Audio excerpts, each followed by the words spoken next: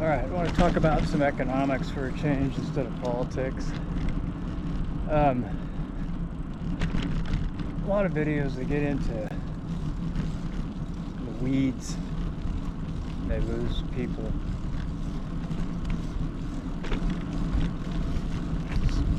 So I'd like to start at the beginning and explain the difference between monetary policy and fiscal policy. You probably hear those terms on the news or in the media, or you read it.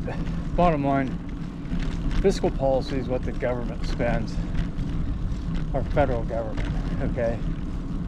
So that's a product of Congress and whoever's the president at the time. So the bills get introduced and they go between the House and the Senate, and then they iron their differences out in conference committee and approve the budget for the year. The budget pretty much just reflects special interest groups nowadays. They're the ones that have the ear of the senators and Congress people. Thus, you get a lot of spending. Too much, way more than what we take in taxation. So we run a deficit pretty much every year, and that builds the national debt, which is, last time I looked, northwards of I think 33 trillion. And it's not getting addressed because nobody wants to cut back on the spending. And then a big part of the spending is entitlements, which is Social Security, Medicare, things of that nature. And as they say, it's the third rail of politics, because if you touch it, you get electrocuted. So all that combines to have an out of control fiscal policy. Monetary policy is created by the Federal Reserve. That's our central bank. Now, it's not part of the government, it's independent. But the member banks in the country all deal with the Fed. So whether it's Wells Fargo, Bank of America, Chase, whoever. And they set interest rate policy. And they set funny money policy. What's funny money? Well, under Ben Bernanke, Fed chairman in the Great Recession, they invented a term called quantitative easing. Literally push a button electronically and create money. From the money, they buy bonds, federal, United States Treasury bonds and bills, mostly bonds, to fund the government deficits, or put more money into the economy. M1, I guess that is. Anyways,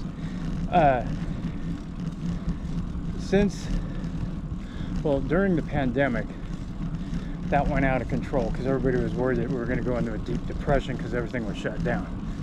So since then, the Fed has been wringing the rag out, basically taking excess, sloshing money in the system out, called quantitative tightening.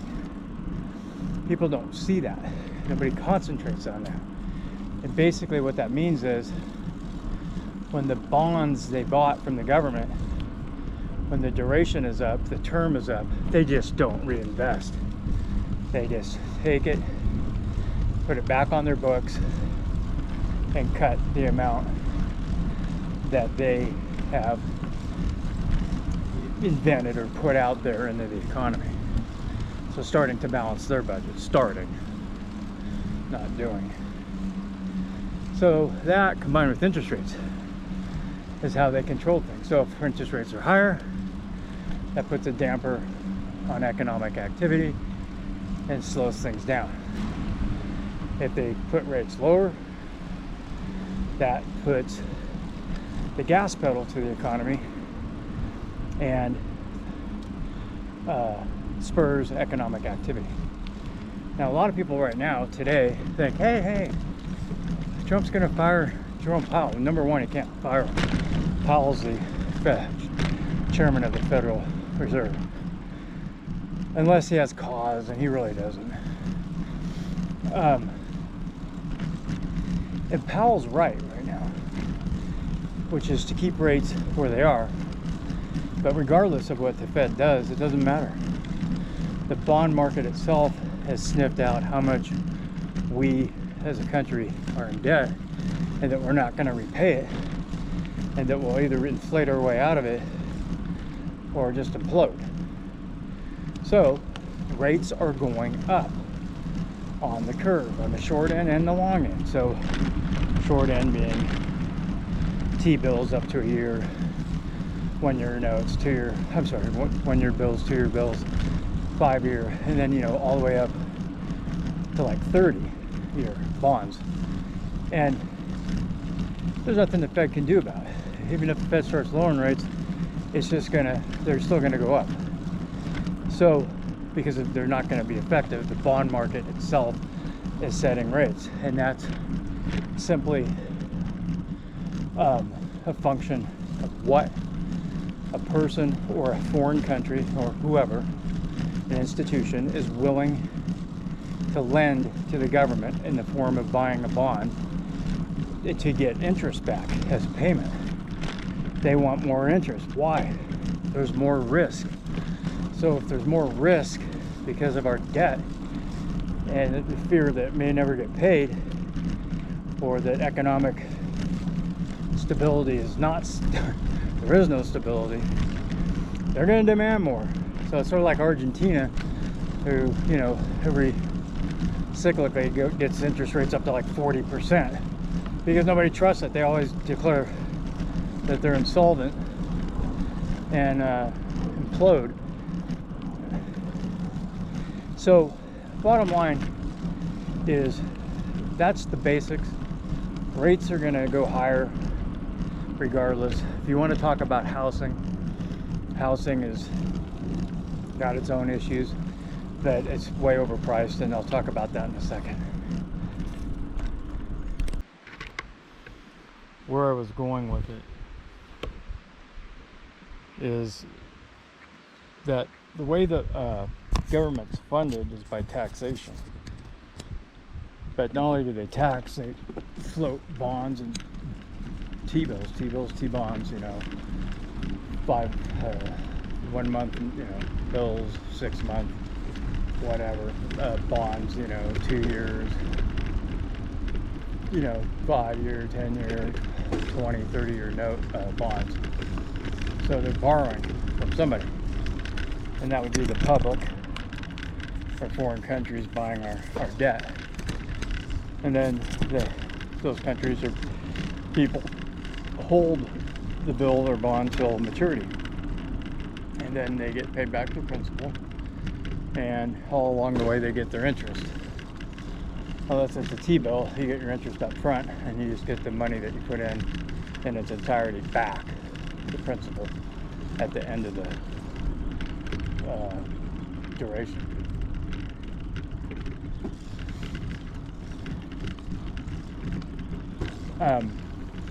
When Biden was president, his Treasury Secretary, Janet Yellen, who in my opinion is an idiot, chose to refinance a lot of government debt that came due with T-bills, short-term duration rates, instruments, when the rate's really low. So anybody you would think with half a brain would say, hey, rates are really historically low, 1%, 1.5%, blah, blah, blah, blah. Let's refinance this with long dated duration bonds to lock in that the government only has to pay a very little amount of interest on the debt that was rolled over if she didn't. So that's a problem that we're facing this year in having to roll over a ton of debt. I think it's like a third of the national debt at much higher rates because rates have gone up. And people think, well, hey, Trump's jawboning the Powell, let's just reduce the interest rates. But the Fed, who Jerome Powell is the chairman of the Federal Reserve, they've lost control of the interest rates because the bond market itself has sniffed out that rates need to go higher than they are now. And you might say, why? That's because of risk. And the more risky a government's debt is, and they're selling off, bonds and bills and trying to get people to buy the debt and offering interest payments in return, the more risky it is, the higher the rates are going to be. There's more risk. And the longer the duration, the more chance there is for things to go bad, so rates are even higher. So what we got right now is interest rates moving higher on the long end and the short end. And they'll continue to go higher because Trump's tariffs, whatever goes into effect and what doesn't, and some are in effect now, will work its way through the supply chain on the goods, and the prices will go up at the marketplace, at the store, at the end run. And that's inflationary. So what you have is a situation where rates will continue to go higher. And you get realtors out there saying, National Board of Realtors, economists, I think it's Lawrence U, I'm not sure, but hey, the market will pick up, housing market, when rates go down. No, they won't, because prices of homes are too high. They spiked over 30% above the mean, if you look at a long-term chart of housing during the pandemic. And those prices are going to have to come back down to get to a place where buyers can buy and sellers can sell without their home being on the market too long. So rates coming down, which aren't going to happen anyways, wouldn't cure that problem. So you can count, in my opinion, on housing coming down a substantial amount. I'd say a minimum 25-30% plus minus soon. Right now, I look at inventory in different locales, geographic locales, and the rates or the number of homes on the market is insane. The inventory is spiked, and that's the first step in having prices come down, because nobody's going to sell. They got to lower their price, and you got a lot of sellers that think that the house is worth what Joe sold his for back between 20 and 22, but that ain't it. Those prices that those people got aren't coming back. So as the sellers get educated, housing comes down. The other thing I want to say is that on top of all this, you've got China, whose real estate market imploded, and it operates totally different than ours. China's is like a Ponzi scheme. People will buy places, and they're usually like high-rise apartment things, and before they're even built. So the companies building them would take that money to build the places. But now those companies have all gone bankrupt or in severe economic hardship, and the people that put their money in expecting a place don't have a place. So you get all that on top of the tariffs Trump wants to put on China, or it has, and it's going to push China into a really bad situation, which they're actually already in. They're in a bad deflationary cycle, which is bad because it further stymies economic activity. Who wants to buy something that they know is going to be worth, substantially less real soon? So they don't. So it's like a spiral on a deflation, and which is different than disinflation, which I will get into later, but on another video. But you add that in, how big China is population-wise and how much they affect world economics, it could be really bad. So you have those things. You have our government still spending like a drunken sailor, whether it be Biden's Build Back Better plan or euphemistic Inflation Reduction Act, yeah, right. Throwing trillions more onto the fire. Trump's first pandemic relief, throwing something like $7 trillion onto the fire. And now Trump's big beautiful bill is going to add at least $4 trillion to our national debt. Nobody's going to want to buy the debt.